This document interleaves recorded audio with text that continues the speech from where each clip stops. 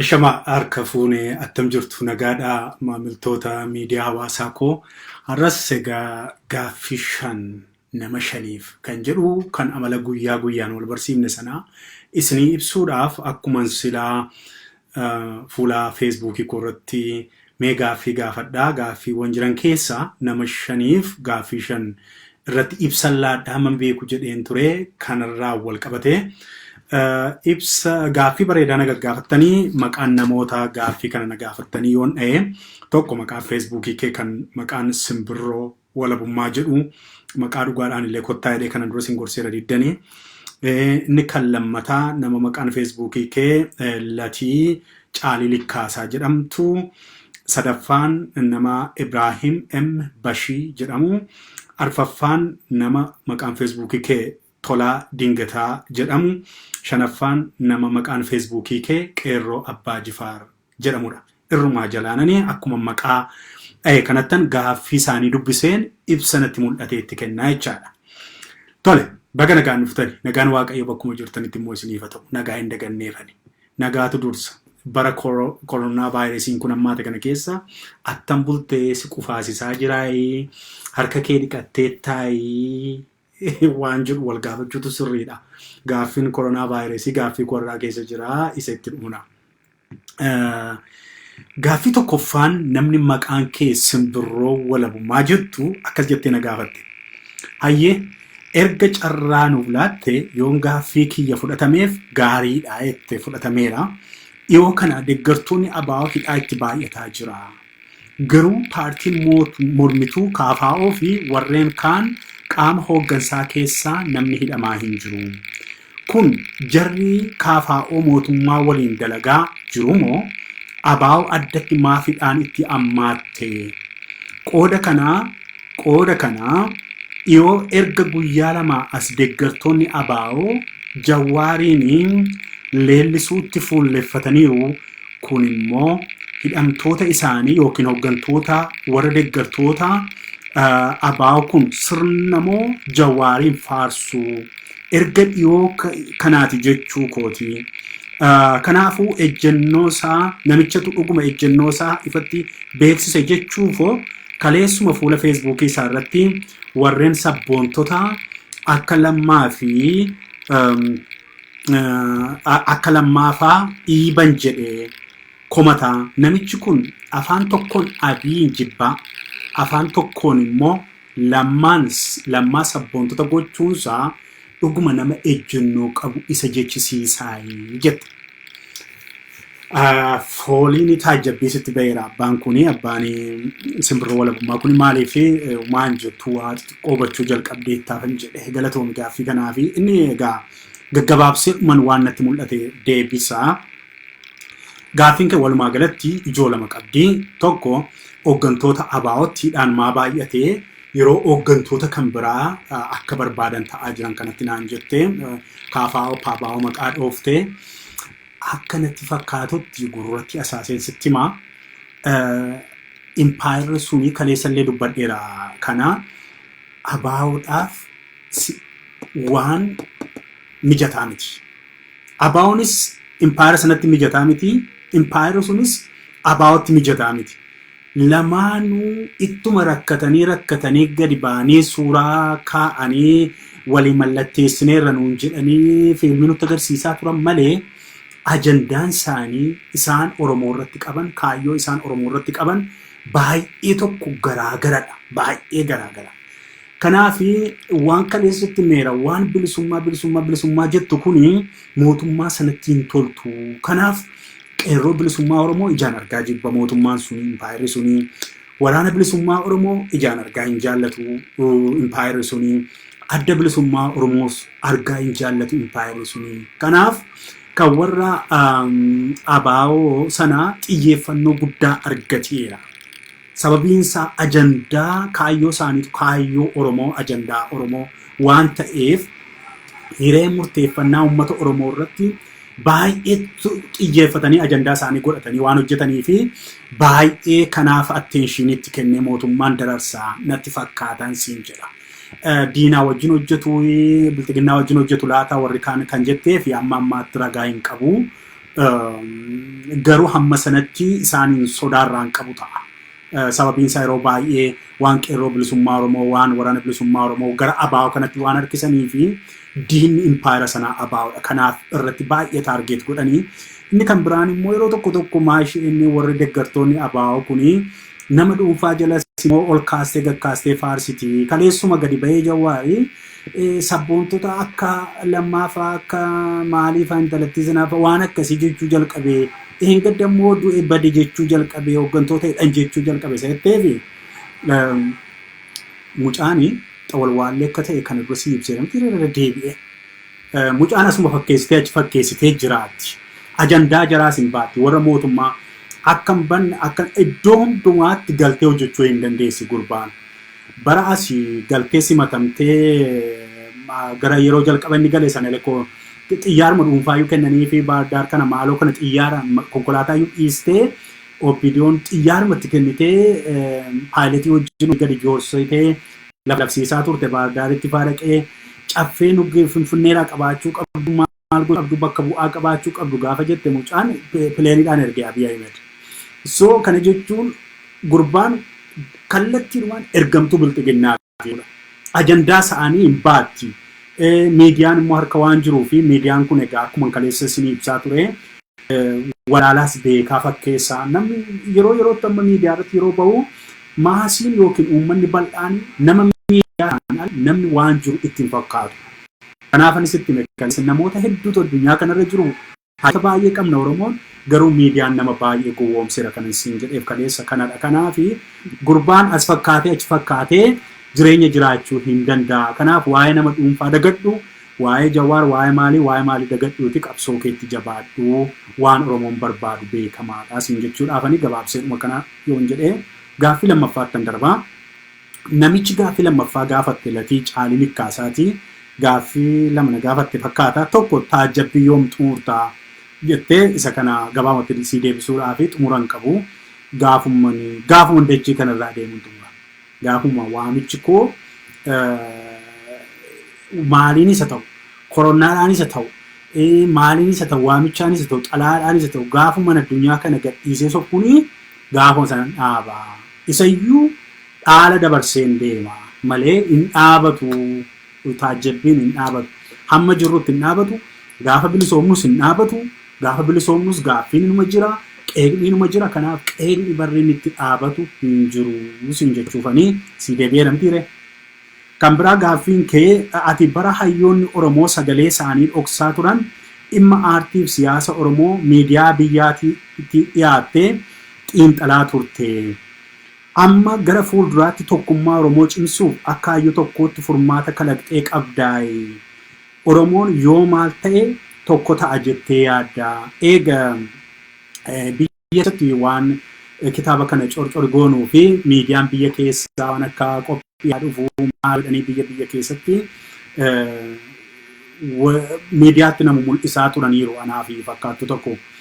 Inni sun utoo danda'ame egaa kaadhimmannaadhuma akka warra ammaa milkeessaa fa'aa kanaa maalii fa'aa kanaa ol fuudhan kanaa gara sanatti kaadhimmachuudhumaaf gara miidiyaatti na fidan natti fakkaata gaafan taa'ee ilaali. Haa ta'u malee yeroo sanas waa'ee siyaasaa utuu hin taane waa'ee ogbarruu waa'ee kitaabaa muuxannoo kitaabaa barreessuu muuxannoo kitaabaa gulaaluu akkaataa immoo afoolli Oromoo waan dirree qo'annoo yeroo sana qo'achaa tureeti kana miidiyaa irratti biyya keessatti bahee dubbataa ture jaallatamummaa guddaan qaba ture Oromoon hundi na jaallata. Oromoon baay'een isaa erga taajjabbii jalqabee na'ee riphee mucaan kun rakkina qabaayee jechuu yaade malee gaafa ogbarruu irratti warshaa ogbarruu irratti na argee hunduu na jaallata ture. Ani immoo yeroo sana jaalatamuu irraa amma jibbamee kan na jibboo jiraateef jechuudha. Waa tokko hubachiisuu balaarraa deebisuuf amma irra gammadaa kooti jechuufan. Nam tokko hin jaallatama taanaan harka reebamaaf taanaan namni sun rakkoo qabaa beeka. Namni sun rakkoo qabdi namni yeroo hundumaa harki reebamuuf rakkoo qabdi. Kanaaf amma yerootti feesbuukidhaan dhukkeen irraa kaastan yeroo suuraa koo asii gadi galagalchitan yeroo harreen na yaabsistan yeroo farda na yaabsistan yeroo saree nattiitan isa kanatu irra waa hojjete natti fakkaata. Sababiin isaa wanti tokko sammuu keessanitti dhufeera jechaadha. Akka yaaddan akka xiinxaltan akka maaluma jedha gurbaan kun jettan kanaafi isa yeroo sanarraa bilchina nan dabale malee hin hir'ifne ammoo gaara namni itti bu'uu sodaateen itti bu'aa waan hin jiruuf akka kun ta'u nan beekaa. Waan tokkummaa yeroo sana namni as hin baane warra amma beekamanii biyyarraa amma tikaanii gaman kuni as hin baane gaafa biyya miidiyaarraa maalirraa beekamaa ture. Beekamtiin sun kan beekamuu qabuu ture beeksisuu dadhabdeetu diyaaspooraan biyya kanaa galee ofii ishee dilattee miidiyaa qabattee hoteela qabattee biltiginnaarraa lafa hirattee maaloo goote kan beekamuu qabu qeerroosii isa rasaasa addatti qabee qomatti qabee hamma kanayyuu oromummaaf qabsoo kana asiin ga'e situ beekamuu qaba situ siin beeksisuu iyyuu qabna kanaaf ani kan siin jedhu obbolatii Caalii Likkaasaa gara fuulduraatti wanti hin godhu waanuma xinnoodha oromoon miliyoona 60 keessaa hundumtuu hanxaxii harkaa qabu yoo darbate waan danda'u waan yaanne sana bira hin geenye malee akka nama tokkootti waan akkas lafa kana raas waan oromoodhaa qabu hin qabu. Wanta akka dhuunfaatti immoo namni karoora hin qaba nama karoora qabudha waggaa 2 5 10 waan jedhu immoo nan qabaa isa immoo asirratti hin dubbadhu isa sanaaf immoo wanta qopheessu kan mataa koo kan qopheessu nan qabaa kan asirratti bahee lafa immoo nan lafa isa asitti hin baane immoo ajandaan jira kompiitara faranjiin kun nuulaattu kun jira isarratti naqataati adeemna waanan kalaqe waanan yaade gaafuma yeroon isaa ga'u walitti kataf jennee baana deebi'ee namiti. Gaaffii sadaffaan nama maqaan kee Ibrahim M Bashir jettu akkas jettee gaafatte. Biltiginnaan koronaa vaayirasii ittisuudhaaf akka dhiqadhaa jatti garuu uummanni waan dhugu dhabeetu jira dubbii tana taajjabbiin akkamittiin ilaalaa jette namni Ibrahim Bashir kuni jaarkaanota gara 60 toora naqeetu duukaa gaafate biltiginnaan akka dhiqadhaan hun jetti garuu bishaan woon qabu nu kun toora kana naqee wannoo jenna dhugaatiif hin jiru maal jechuu jedhu taajjabbiin akkamitti ilaala kanaa jette taajjabbiin mana murtii isaa keessatti akkatti ilaalu kana iddootti hin qabdu haguuggattee haddii jecha safuu ta'e na of kolcha. Yeroo tokko yaadatta yoo ta'e gaaffii 5 nama 5 kan jiru sakutaa tokkoffaa keessatti waa'ee xiinxaloota biyya kanaa galanii xiinxalan tokko si himeen ture fakkaachuu biyya alaa fakkaachuu warra adii kana fakkaachuu muuxannoo Jawaar gaafachi dhukkeesirraa kaastu miidiyaadhaan fakkeessitu maayet biyya 46 keessatti qoradheetti biyya 70 keessatti ani siyaasa isaanii qoradheetti waa'ee biyya tokkoo dhiisi kitaaba tokko jechuun hin dubbisne hisoodi akkas godheetan jettu kanaafan waa'ee biyya kanaa nan furaayetti waliin fakkaatu kanas jedha taajjabbiin gasa kana waa'een akkaataa garbummaa biyya Ameerikaa durii kan Oromoo wajjin waliin fakkaatu jedha taajjabbiin immoo waa'een kan Biritishii fi waa'een kan Dambidolloo waliin fakkaatu jedha taajjabbiin immoo asii waa'ee gurraachaaf adiitu yeroo hundumaa walwannoo jedhu biyya beekan gulummaa irratti dhalate immoo hunduu gurraacha kanaa kasala kanaa kanaaf dubbiin sana miti dubbii kan biraadha jedha taajjabbiin kanaaf beekumsi yookiin akkaataa itti waa furan biyyichuma keessa jira waan amma indigenous knowledge jedhanii kana Dr. Gammachuu Magarsaa PhD isaa irratti hojjete waraqaa isaa argatanii yoo online dubbistaniitu ta'ee kitaaba isaas maxxanseera yaarsi waan namuu dhaloonnu beekumsa obbiraa qabu qaba isaan waan furamu kanaaf yeroo baay'ee gadaa sirna teete sirna siiqqee sirna maali waan nu jennu suni beekumsatu achi jiraa fi beekumsa iddoo Harvard kana jiruutu dhaqeedhuma kan Oromoo fura jechuu miti beekumsa Oxforditu beekumsa MIT beekumsa Yuunivarsiitii addunyaa kanaatu rakkoo keenya fura miti rakkoo isaa kan furatu qotee bulaadhuma biyyicha sana keessa jiru karaa argisiisuudha malee qeerroodhuma achi keessa jiru qeerroonu beekaa kanuma isaa saayinsaawaa godhanii agarsiisuudha rakkoon isa achi jira fallis achi jira kanaafu dubbii kootti roonsiidhu jaarkaanii toora nu naqsiisti bishaan harka dhiqadhaa moo jetti isaati jette silaa erga koronaa vaayirasii dhufe hundumtuu medikaal dooktarii ta'eera Koloneel Abiy Ahmed dabalatee Koloneel Abiy Ahmed fuula Facebook isaa irratti harka keessan niqadhaa jedhee maaloo godhee namni hunduu beeta mangistii keessa jira itti fakkaate Oromoo. Ibrahim isaati bishaan qoonqootu quruc gochuudhaaf jaarkaanii ta'uudhaan isan beeku Abiy Ahmed. Itti mul'atu bishaan ashaganii fi biyya alaatii bitanii galchuuf beeta mangistii.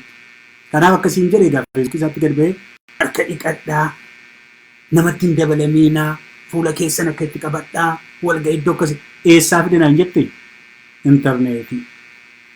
Waan isheen adiin kun biyya adii kun biyya keessa jiraattu kun qabdi waan ta'eef yoo bishaan dhabne bishaan qeexxumuu fiduu iyyuu dandeessi waan ta'eef yookiin immoo bishaan girgiddaatti akkas goonee harka dhiqanna waan ta'eef waan isaan literaaturii isaanii keessatti googilii isaanii keessatti miidiyaa isaanii keessa kaa'an dooktarri biyyaa isa taate warumti meedikaal dooktarii irra OMN ilaalaan ture gadi bahee xiinxala.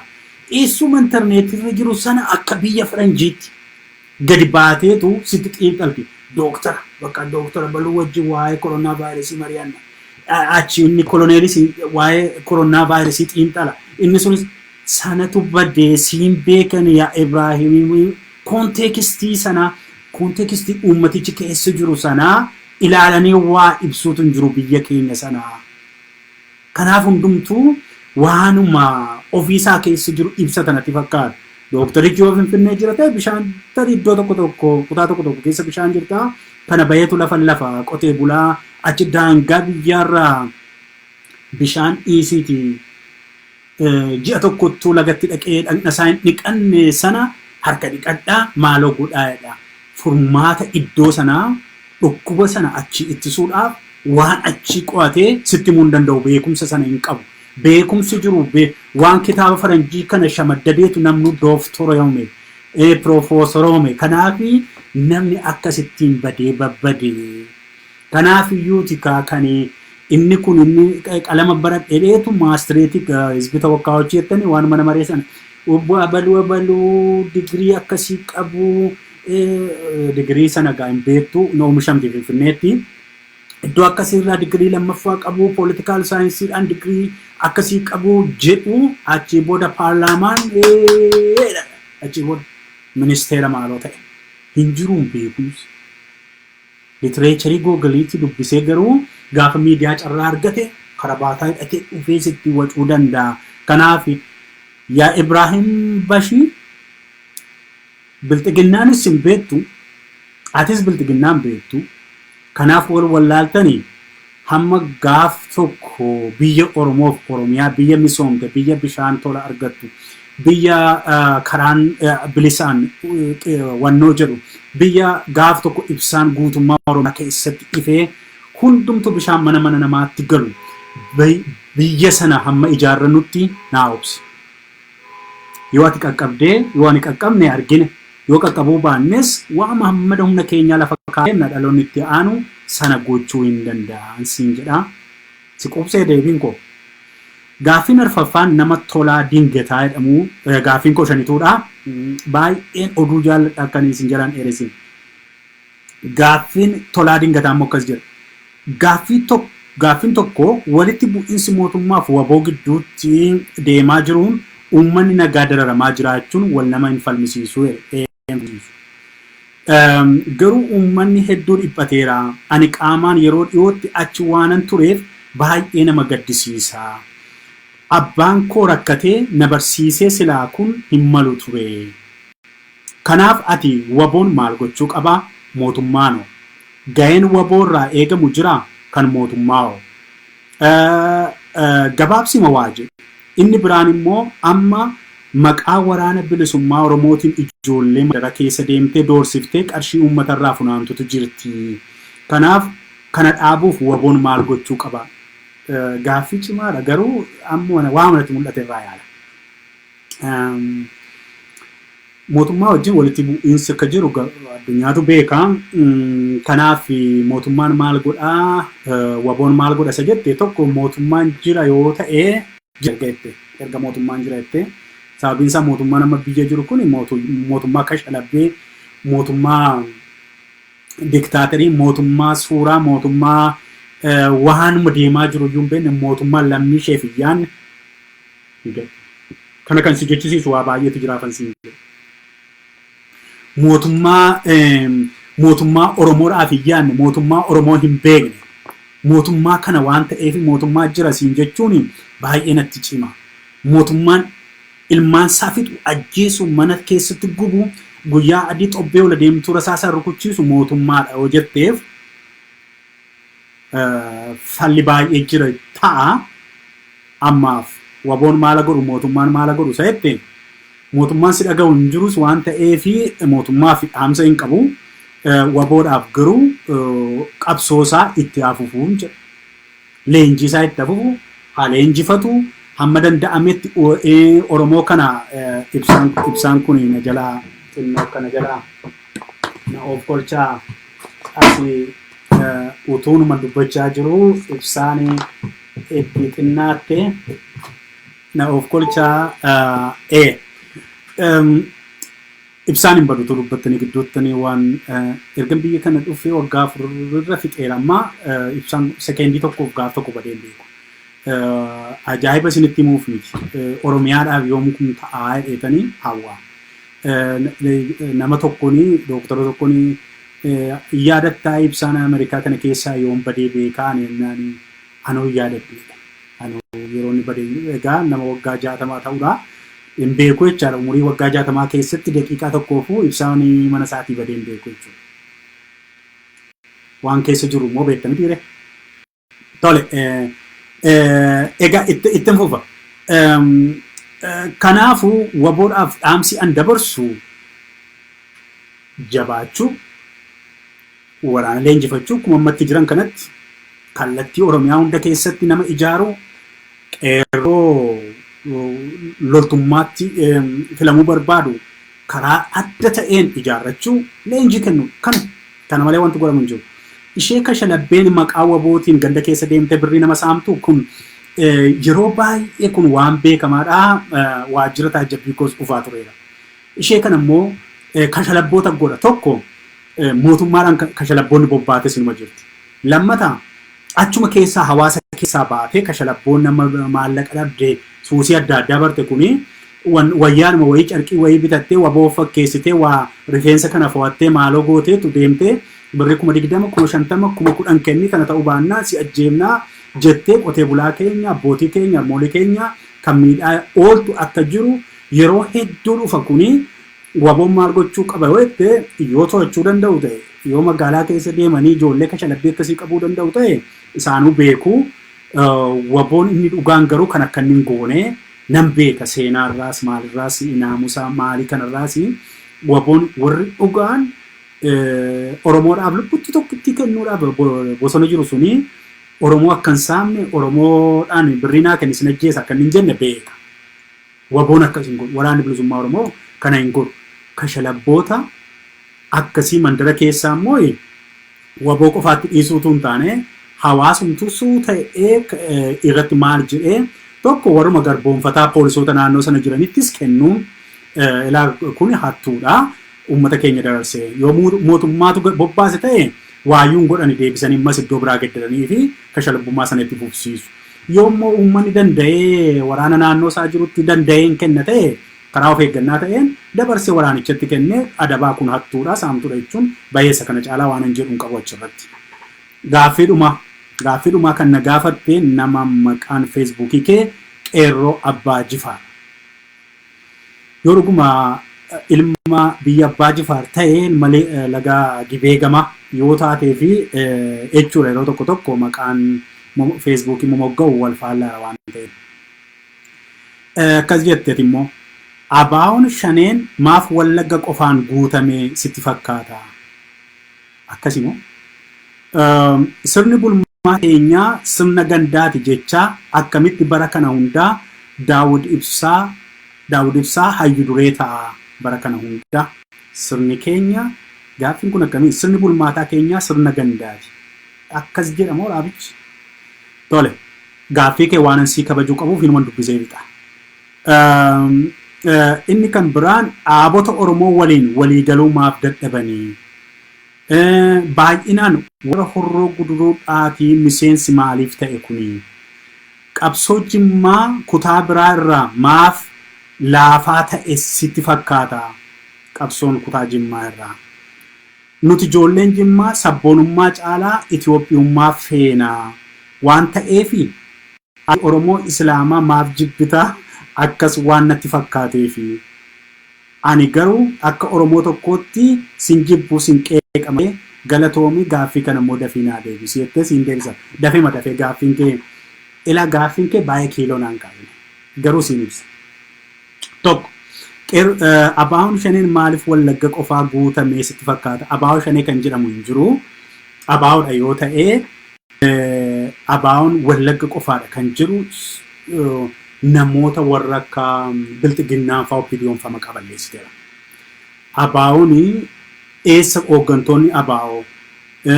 Hooggantoonni abaawoo Jimma keessaa, Harargee keessaa, Arsii keessaa, Tuulama keessaa, Macca keessaa, eessa keessaa iyyuu jiru. Ani akka ittiin beeka hooggantoota warra fuuldura dhufanii.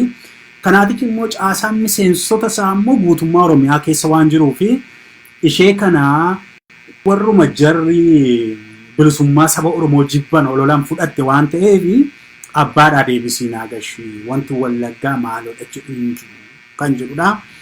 Inni kan biraan maaliif sirni keenya bulmaata keenya sirna gandaati jecha sirna gandaa wanti jedhamu naan gallee kamiifiyyuu maaliif Daawud Ibsaa hayyu duree ta'a? Tokkoffaa utuu biyya Oromiyaa qabna ta'ee maanguddoon kun hayyu durummaa isaaniitti fufanii irratti qabsoomne.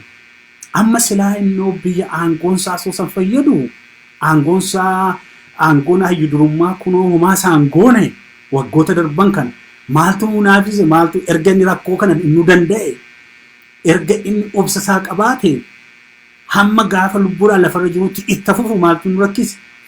Badhaasa namaan kennisiisu kaa hayyu duree abaa'oo ta'uuni homaa namaa hin godhu yoo nama miidhe malee lafallee meetirii kaaree meetirii 20 namaan kennisiisu kondeemneemii namaan kennisiisu mana hidhaatti nama guursisa malee hayyu durummaan abaa'oo maalsaatu faayidaa qabaa inaaf tana mana.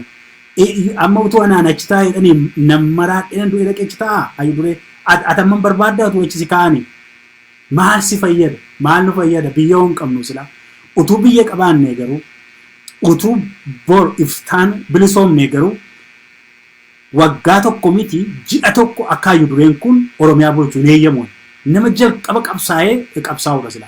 Maaliif erga biyya argannee kan biyya hoogganu ijoollee isaa dargaggoota qeerroo bilisummaa Oromoo ta'a malee isa ta'uu iyyuu hin qabu. Kanatti nama naan. Ammasitti garuu jaarsi kuni maanguddoon kuni qabsoo kana silaa ilaale warreen gaddaa utuu ammattam salphatta amma utuu warra akka gaddaa akka leencoo baatii fa'itu hayyu dureedha ta'e. Gadi ba'ee neetwoorkii badimoo yeroo siin jedhee miidiyaa addunyaa irratti si kaadhu. Nama hattu nama saamtu sobduu akkasiitu hayyu dureetu ta'e attam salphattaatam nama si galutu ta'e. Namni hidhame iyyuu hin jiru nama jedhee si galutu ta'e hayyu dureen. Kanaafi maanguddoon kun akka kootti akkanatti mul'atutti ani miseensa paartichaa miti dhimma hin qabu abbaa barbaadan hin qeeqaa garuu namni kun nama cichoomina qabu nama amanamaa dhaaba sanaaf eenyumatu bakka bu'aa kan jedhu baay'ee si yaaddeessa. Bilginnaan hin barbaadde kanaaf olola oofti utuu nama gantuu tokko yookiin immoo nama akka leencoo baatii kana utuu hayyu duree sana ta'e guyyaa adii dhaaba kana fuutee dhattee biltiginnaatti laattee bilisoomnee irra jettee akka artist Hacaaluu fa'aa akka Jawaar Mahmad fa'aa harka rukuchiisteetu abaa'oo gurgurattee biraa galti. Kanaaf maanguddoo kana galateeffadhu. Kanaachi immoo aangoo inni maal sii godha utuma bilisoomnee iyyuu naannaa Jimmaa situ bulsha dhuguma ilma Jimmaa taate. Hayyu duree dhufee sii bulshaa? Gujiitu bulshata. Bara sanatti hundumtuu naannaa isaa bulshatee gooftaa naannoo isaatii naannoon isaa cikkifamaadha. Kanaaf hojiin abaa'oo maali? Achi keessatti hayyu duree ta'ee hayyu gadee ta'ee maaltu fayyada siin jechuufanii inni maamata duree sitti ta'e. Kanaaf waa'een kana amma kanatti dhiisuu miti biyyayyuu hin qabnu biyyayyuu hin arganne gaafa biyya arganne garuu hooggantoota haaraa as baasuu qabna. Baadhu qabsoomnee sana goonaan siin jedha qeerroo abbaa Jifaar. Jimma keessaa maaliif deeggartoonni abaa'oon baay'atanii isa jedhuu fi ani riisarchiin hojjenne garuu ijoolleen Jimmaa sabboontota akka ta'an nan beeka. biltiginnaan nama 50 achi baaftee interview gootee fi jimmi abaa jibbe jetteetu conclude gootaati. Jimmi Itoophiyaa ta'e jetta Itoophiyummaa fudhatee taati miti. Moo Koloneel Abiy Ahmed waan naannoo Jimmaatti dhaladhe jedhuu fi Itoophiyummaa fudhatan jimmi jetta akkas miti. Kanaaf warri Jimmaa miidiyaadhaan as baatee wannoo jettu doorsi isaaniidha. Fakkeenyaaf yeroo darbee hiriira baasifatanii maallaqas kennanii qawweedhaanis yaa'aa jedhanii maal jedhan kanatti fakkaate miti. Utuu warra kaaniif warra akka paartii Kaafaa'u warra akka Abaa'oo guyyaa lamaaf eeyyamanii dhaqee achi keessatti eeggarsi ba'ee lafatu galagala laf jimmiyyuu mul'attu. Kanaaf jimmi Abaa'oo jibbee akkas jettee maqaa Jimmaa hin balleessin. Jimmi sabboontota qabaa caasaa qeerroo eenyu kutuu hin dandeenye Jimma keessa jira. Yuunivarsiitiin Jimmaa lafa seenaa lafa qabsooti. Hawaasni isaa qabsoo beeka qabsoo jaallata. Abaa'oo jaallata bilisummaas ni jaallata. Kanaaf akkas hin jedhini qalbii jijjiirradhu dhiifama nu gaafadhu. Warra Jimmaa dhiifama gaafadhu qeerroo Abbaa Jifaar. Inni kan biraani ati Oromoo Islaamaa maaf jibbitaa sa'itti kanas hin balleessite. Beekan attamitti Islaama jibbamee jirti. Eeggar malee na hubattani carraa kanaan xinnoo siin ibsa waa'ee Islaama taateti. Ani Islaama hin jibbu, Islaamummaas hin jibbu. Kiristiyaanas hin jibbu, Kiristiyaanummaas hin jibbu. Waaqeffataas hin jibbu, amantii waaqeffannaas hin jibbu. Wantan irraa jibbu immoo baay'een qaba hunda isaaniirraa. Kanaafan yeroon hunda isaaniin qeeqaa irra caalaatti garuu ijoolleen irra caalaa arraba badan ijoollee amantii Islaamaa hordofna jedhanidha. Warra Kiristiyaanaa baay'een qeeqaa, warra Pirootestaantii amantiin koo baay'een qeeqaa, baay'een viidiyoo isaan dogoggora hojjetan poost godhan irratti qeeqaa akka taajjabbiitti baay'eedhuma arraba baay'een argine isaanirraa. Waan hankoo ta'anii waan amanticha hordofuuf sitti hin fakkaatin. Garuu haati kee akkas ta'e, maaliin kee akkas ta'e afaan takka beekamee hin beekne kan miidiyaa hawaasaa kanarratti baay'isiise shaakalsiise ijoollee amantii kana hordofna jedhanidha. Amantichi Islaamaa garuu amantii kabajamaa, amantii nagaa, amantii naamusa qabu. Naamusummaan amantii Islaamaa uffannaarraa ka'ee akkaataatti namoonni isaanii warri bilchaatan sheekonni isaanii beekumsa isaan qaban, ciminni isaan akka addunyaatti illee qaban. Kanaaf yeroo baay'een warra Islaamotaatiif akka Dooktar Zaakir nama akkasii akkamitti kaafnaan namicha Indiyaa sana dooktaroota sana amantii baay'ee beeku sana namoota ciccimooyyuu qabu akka seenaa addunyaatti akkas ta'a. Warri Oromoos hin jedha malee amantii Islaamaa jibbite sa'ettu hin dogoggorte beekan hin jibbu. Hin qeeqa waan qeequ yeroo tokko aadaa isaanii yeroo ergu aadaa warra Arabaa Oromoo irratti hin fe'iinaa nan jedha. Aadaa warra Israa'eliin Oromoo irratti gadi hin fe'iinaa nan jedha. Kanaaf gama aadaatii warri waaqeffataa hordofanii hin komatamanii baay'ee. Kanaaf isa dhiibbaan godha yeroon barreessu malee amantii Islaamaaf jibba hin qabu. Qabaachuus hin danda'u akkamittiin. Yeroo baay'ee egaa wanti qeeqamee hin baramne immoo sitti meesila. Utuun bara hunda sinii wajjin faarfamuu barbaade kitaabuma koo babarreessaa ji'a tokkotti kitaaba lafa buusuu nan danda'a. Isa barreessaa waan wasiin tolu gochuu nan danda'a. Amma garuu waan nutti hin tolle, waan namatti hin tolle, nama dhukkubsee garuu waa jijjiiru. Waan baay'ee jijjiiramaa jira waan ta'eef. Wanta baay'ee jijjiiramaa jira mana amantii keessatti. Hojii nuti qeeqnu hojii guddaa hojjetaa jira. Manni amantii Ortodoksii amma yeroo inni amma afaan Oromootiin eeffaleedhu kanaa ijoollee mannoo sammuu ogbarruudhaan ijaaraa turedha. Argitanii namni akka of beeku, namni akka amantiisaa jaallatee aadaa isaa afaan isaa immoo hin ganne. Kanuma kanan hojjetu. Wanti ishoon irratti hojjechaa ture amantii Pirootestaantii ta'ee maaliif afaan Amaaraa afaan maaliin irratti geerara?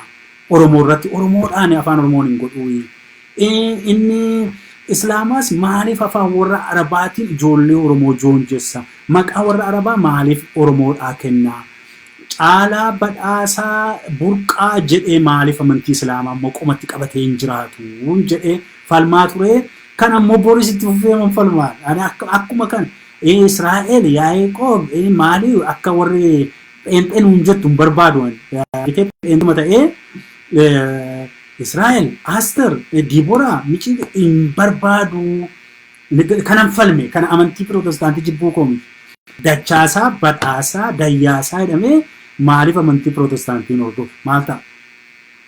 Gama Ortodoksiittis Eesi mormolawwe Walatta Maariyaam, Gebra Maariyaam, Kidaane Maariyaam maaliif nuun jetti caaltuu, badhaatuu, daadhituu, siccaalee, lalisee, leenjisee maali jedhee ka'ee maaliif amantii ortodoksii hin hordofnu kan jedhudha. Kan ammoo Boris Iftaanis ittuma fufeen qeeqa malee jibba amantiin qabu akka kanatti na hubadhu siin jedha. Asuma irratti gaaffii keenya shanan kan nama shanii guyyaa har'aa xumurreerra. Gaaffiin akkasii kun ittuma fufaa gara fuulduraatti gaaffii barbaadan gaafattu fuula Feesbuukii koo jalatti gaaffii 500 yoo gaafattanis shanan keessaa fuudheen shan irratti ibsa kenna, shan caalaa gochuu hin danda'u. Garuu nan komatiin warri gaaffiin keessaniin filatamne maaliif waggaa guututti waan ta'eef waan na gaafattanuu dhabuuf jirtu. Kanaaf nan komatiin gaggaafatan nufiina ammoo akeekkachiisa yoo danda'an maqaa keessan kan dhugaatiin Feesbuukii koo jalatti gaaffii gaafadhaa. 2 yoo danda'an afaan Oromoo qulqulluu saatiin naa barreessaa. Qubee dogoggora maaliif amma yeroo asirraa dubbisu print godhee maal godhee dubbisu na rakkisa. Afaan qubee waanuma afaan Oromoon fakkaanne faatu yeroo barreeffamu yaadumaan ana walitti buutee gaafficha argadha malee. 3ffaa gaaffiin dheeressiinaa. Fakkeenyaaf ibsa ibsuun dhaqee ida. Isin gaaffima keessan drop godhaa. Gaaffima keessan qal'isaati gaaffii bishaattuu ishee gaafadhaa. 4ffaa gaaffii ciccimaa gaafadhaa. Maaliif gaaffii ciccimaa hundan deebisa jechuu koo utuu hin taane cima sana gaafattanii hamma danda'u irraa yaalee inni kaan immoo irraa akka yaaluuf gaaffii cimaan dhufuu qaba. 6ffaa hin sodaatina gaaffii kamiyyuu. Jaarmiyaalee siyaasaa sodaattanii, amantii sodaattanii, warra miidiyaa sodaattanii, aktiivistii sodaattanii gaaffii golatti na jalaa hin hambisiinaa. Gaaffii barbaadan gaafadhaa hamma dandeen irraa deebisa, hamma dadhabe immoo sinittan deebisa. Sinii galee maali waaqaaree nuyi waa hunda beekna. Kanaaf akkaataa akkasitti afuura wal baafachiisaa waggaa guutuu walii wajjin jiraannaa. Waaqayyo koronaa vaayirasii irraa isin hambisu. Warri biyya bishaanii jirtan harka dhiqadhaa. Warri biyya bishaanii hin jirre immoo akka Oromiyaa koo immoo waanuma dandeessaniin baalumatti illee harka keessan godhaa dhiqadhaa. Waanuma yaaltaniin namarraa of eeggadhaa. Biyya intarneetiin hin jirre kan akka biyya dhaloota keenyaa biyya poostiin halkanii guyyaa reebaa jiru immoo biyya akka Gujii, Booranaa, Wallagga, Lixaa, Bahaa hundumaa immoo Waaqayyo koronaa vaayirasii kana isaanirraa haa rukutu haa ittisu. Odeeffannoos dhaga'an jiranii homtuu hin jiru. Warra akkasiitiif egaa Waaqayyo odeeffannoo haa ta'uu fi Waaqayyo haa tiksuu jenna. Xiyyaaraanis dhaqanii summii irratti naqaniiru saba sanaa. Dhukkubas dhaqanii summiis itti naqaniiru. Amma yoonaatti raafee dhumaadhuma raafee hambaadhuma hafte sana biraa Waaqayyo nuuf dhaabatu jenna. Kanuma har'aaf naga'aa ulfaadhaa fayyaa ta'aa. Bor immoo gaaffii 5 nama 5 itti deebinaa nagaa.